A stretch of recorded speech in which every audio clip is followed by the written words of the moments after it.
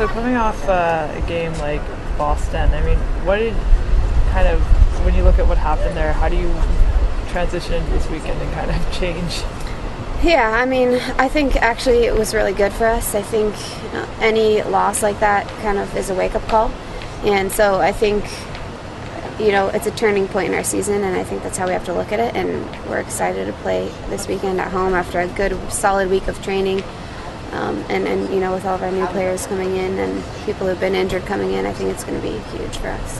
How is it transitioning, integrating the new players? Obviously, Steph Catley might start with Kat Tarn out there and everything.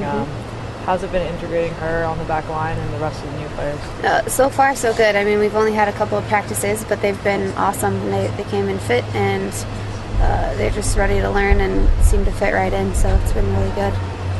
When you have, Paul Riley said yesterday kind of that you guys have only been competing 14, 15 players for spots, and that's really not enough competition for a professional team.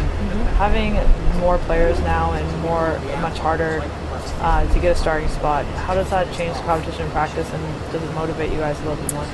I think it's definitely motivating, but I think we know at this level that even if there are only 15 players fighting for spots here, that at any point there could be a trade, a change. If you're not performing, you're not going to play, and that's just how it goes. You're not going to have a job, So I think it's always very competitive, regardless of how many spots are really being fought for or not. And so, in the fact that it's motivating, we're out here motivated every single day to play and to be the best we can be. So.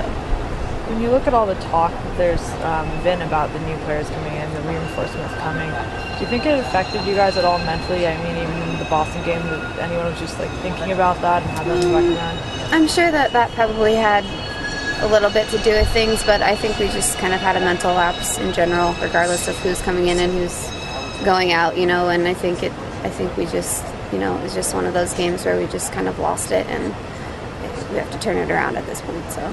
I'm kind of curious, Nikki, because you guys, I don't think it's the worst loss ever. How are you going to respond to that? Is that curiosity in terms of? Oh, absolutely curious. But I think we have no other. I think we have to respond, and I think it doesn't get worse than that. Really, that was just awful. So, I think it's only up from here, and I think we're definitely going to respond, and I think it's going to be, like I said, a huge turning point for us in a good way. Was it a little surprising how, because normally when you've had those kind of adversity, you guys have come back, or at least from what I've seen, was it a little surprising that things started out worse and got worse? I think it was very surprising. I had the same mentality as you.